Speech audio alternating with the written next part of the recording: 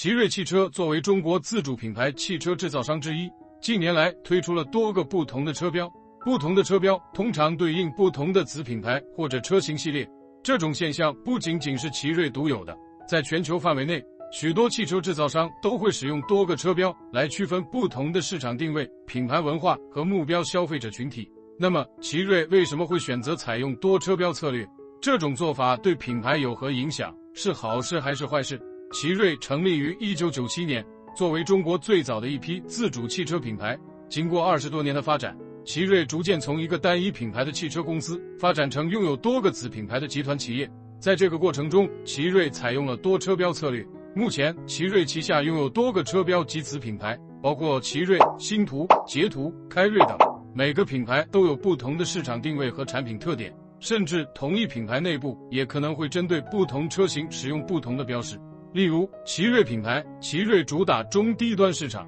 面向大众消费者，其车标是一个椭圆形，中间是字母 A， 象征着 Cherry。星途品牌，星途是奇瑞旗下的高端子品牌，专注于中高端 SUV 和轿车市场，其车标简洁现代，强调科技感。捷途品牌，捷途的定位为旅行家概念，注重家庭出行的舒适和实用性，其车标更具活力，强调年轻化和现代化。凯瑞品牌，凯瑞是奇瑞的商用车品牌，主要针对物流和货运市场，车标则更显得沉稳和务实。奇瑞通过多品牌战略，以应对不同的市场需求和消费者偏好。这一战略的核心理念在于通过明确的品牌区分来吸引不同消费群体，避免同一品牌内部车型过度竞争。多车标策略在奇瑞的发展过程中具有一些明显的优势。现代汽车市场需求多样化，不同的消费者有着截然不同的购买偏好。例如，部分消费者倾向于选择经济型车，而另一部分消费者更愿意为高端豪华车型支付溢价。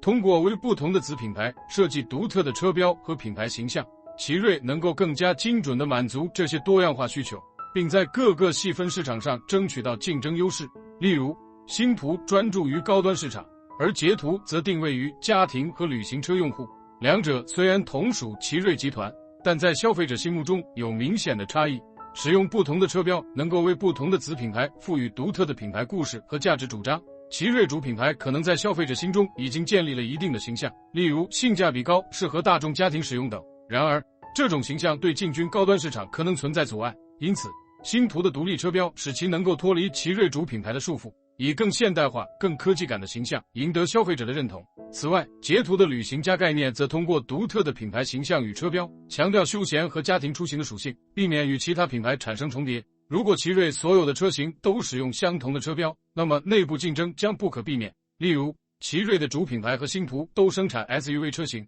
若他们共用一个车标和品牌形象，消费者可能会因为价格和配置的相似性而犹豫不决，进而导致销售互相侵蚀。多车标策略则能够通过清晰的品牌定位来避免这种内部竞争，每个品牌各自占据不同的市场定位和目标群体。奇瑞还面临着国际化发展的需求，在进入不同的海外市场时，奇瑞需要为不同文化背景和消费习惯的消费者设计更具有吸引力的品牌形象。通过使用不同的车标，奇瑞可以更加灵活地调整其市场策略，推出符合当地需求的车型。例如，星途品牌在进入欧洲等高端市场时，可能会更容易被当地消费者接受，而不需要依赖于奇瑞主品牌的历史包袱。尽管多车标策略有许多优势，但它也面临着一些潜在的挑战，可能影响品牌的整体形象和市场表现。车标的多样化可能导致消费者的品牌认知混乱。当一个汽车品牌拥有多个车标时，消费者可能难以在脑海中形成清晰的品牌形象，甚至可能不清楚不同车标背后是否属于同一个公司。例如，捷途和星途虽然都是奇瑞旗下的品牌，但消费者未必能够立刻将它们与奇瑞关联起来。这种认知分散可能削弱奇瑞整体的品牌影响力，尤其是在一些消费者重视品牌归属的市场。每个车标和子品牌都需要投入大量资源进行市场推广、品牌建设和用户教育。广告、营销、售后服务网络的建设等，都需要根据不同品牌的特点进行定制化运营，这无疑增加了奇瑞的运营成本。相比单一品牌策略，多车标策略需要更多的资源分配，且每个品牌的成功与否都直接影响整个公司的整体表现。如果一个子品牌未能获得市场认可，则可能成为资源浪费的风险点。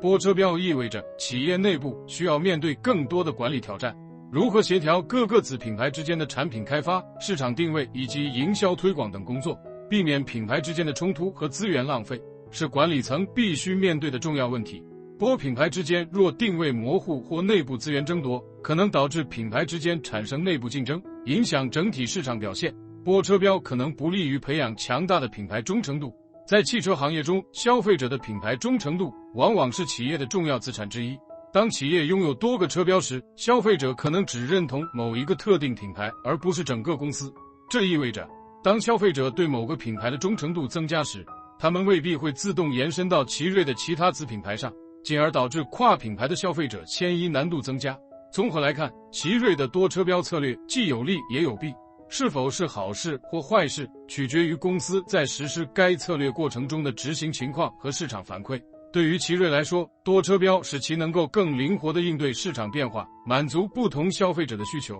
这种策略帮助奇瑞避免了品牌内部竞争，并为其未来的国际化拓展奠定了基础。在中国汽车市场逐渐成熟、竞争日益激烈的环境下，多车标策略可能会为奇瑞提供更多的发展机会。然而，多车标策略也伴随着品牌认知分散、管理复杂度增加等问题。如果奇瑞无法在品牌推广和市场定位方面做到精准把控，或者在子品牌之间协调不当，多车标策略可能反而成为一种负担。此外，品牌忠诚度的培养也是多车标面临的难题。如何让消费者不仅认同某一个品牌，更愿意接受奇瑞旗下的多个品牌，是奇瑞需要解决的问题。奇瑞选择多车标策略是一种应对市场复杂化、多样化需求的积极举措，它帮助奇瑞更好地细分市场，增强了在不同市场中的竞争力，同时也为其国际化发展提供了灵活性。然而，多车标策略也需要奇瑞在品牌管理和市场推广上投入更多的资源和精力，